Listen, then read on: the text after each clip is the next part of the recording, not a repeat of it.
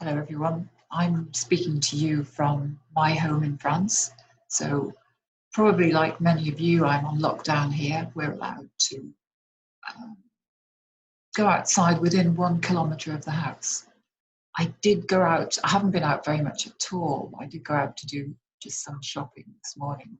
But generally, it's been remarkable, the support of the community here. My neighbours sometimes drop things round to me. I live in a very small community of 5 houses, and people have been incredibly supportive. So it's a real chance to think about how do the kind of skills that I've been teaching and applying to myself for years, how do they come to force now, particularly? Because I've always said it's about being real time, not knowing and expect the unexpected. And we've certainly got the unexpected to deal with at the moment. And I think about all that I learned over the years, and I really don't think I'd be coping with this situation in the way that I am if I hadn't had that learning. And I thought it's a chance to reinforce and to share some of that with you. And I don't know how you are or where you are. I do look forward to your feedback. But it may be that you're in a state that you found a way to be with the situation, or maybe you'd wish it to be different. And one of the things that I've consistently explored is how do we, if you like, intervene? How do we challenge ourselves if we want to change the way that we're approaching a situation? And I remembered, many years ago, when I first started to work internationally, I was invited to Denmark. Somebody in a team there had picked up my book at an airport and saw that I was doing NLP in work in the business world, although many of you know that it's from a very, very personal perspective. And they invited me to do a number of things in Copenhagen. And one of those was a talk to quite a large group. I think there may have been about 80 people gathered in this beautiful conference room overlooking a lake in Copenhagen. So people that I didn't know, the people who'd invited me, who are now very good friends, Lotte and Baum Strandgaard. I didn't know them very well either, so I was in quite a strange situation. And I remember feeling very nervous and thinking, how am I going to, and this is the beginning of my potential sort of European career. And I thought, this is not going to help anybody, me being nervous in this way.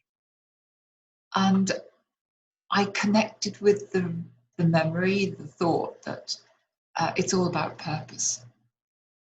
And I thought, here are people in this room who are significant people in the business world, doing significant things potentially in their lives. And what I would wish for is for them to connect with their true purpose in life and in work. And the moment that I did that, I felt the nerves fall away. It was an example to me of how if we change the level at which we are thinking, if we change the way we approach, the way we are in situations, and go to what I'd call a higher level, then that can make the difference. I also was very inspired, and have always been over the years, that with the expression that self-consciousness is self-indulgence, that we don't help anybody with that.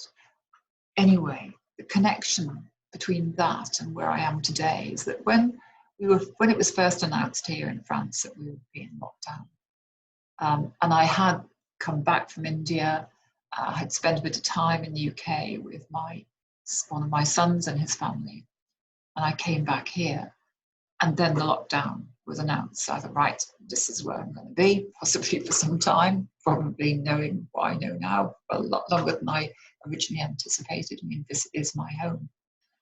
And I thought, wow, well, it's a chance for a bit of a pause for me. It's a bit of a rest. I have a pretty busy life. I'd been traveling. I had spent 3 months in India, first of all in Mumbai, then on a bike tour in Tamil Nadu, then in Kerala. So it had been quite an intense time, although I had remarkable experiences. So I thought, wow, this is a chance to catch up with all the things at home and have a pause. And then increasingly, I saw posts from my friends, from people around the world, from people doing amazing things to support each other. People volunteering, returning to work when they thought that they had retired, to be on the front line, very risky positions, for example, helping in hospitals, helping in care homes, going to those situations where there isn't a chance to step back. And I realized that it wasn't going to be a pause for me, that it was really important that I thought about, well, what's my contribution here? Rather than stepping back, it's time to step forward. And I thought of a part of an expression, a passage in the Bible that says we all have God-given gifts. They're not ours to deny, not to use. And I do believe, and it's one of the things that I have explored consistently with people on my programs, is helping people to discover their gifts, their talents. And so often people don't realize what they are, they take them for granted. They're certainly not the sort of standard things that you find on company application forms. But everybody has gifts. They might misuse them sometimes, but we all do. And I thought, now is the time to really use those gifts. So what is it that I have to bring? And that's what prompted me to think, at least at a minimum, to do this series, to look at how I can share what I've learned, how I can support from the position that I'm in with the knowledge and the experience and the learning that I have. And so my question to you is, what are your gifts? And you might not be able to answer that question immediately. Most people don't know the answer to that question fully, but I encourage you to think about that. And how can you bring those gifts to connect with everybody who may need them right now? I mean, the remarkable thing, and many people have shared posts about all the good things that are coming out of this situation that we're in right now. And one of the things that's really been important to me over the years is to help create and support communities. Well, the experience of this virus is that we've got a community forming all around the world that's beyond language, it's beyond borders, it's beyond walls. Nobody is, if you like, indifferent to this. Some people might be indifferent in their behavior in the short term, but we are all connected. And so how do we strengthen that connection? How do we bring what we have to bring? It's a chance to step up and create your space. So that's what I want to encourage you to think about today and how you might do it. It's been my goal, as I say, to create and support communities around the world. And I see many people doing exactly this right now, using what they've learned through the NLP programs that I've run over the years and many other things that they've done as well, to do their own broadcasts, to do their own support work. And I really feel they're overtaking me now, which is what I would always have wished for.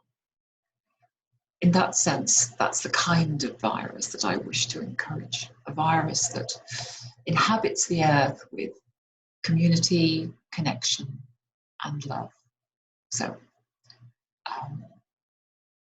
I wish you the very best in what you're doing, and I'll speak to you again soon.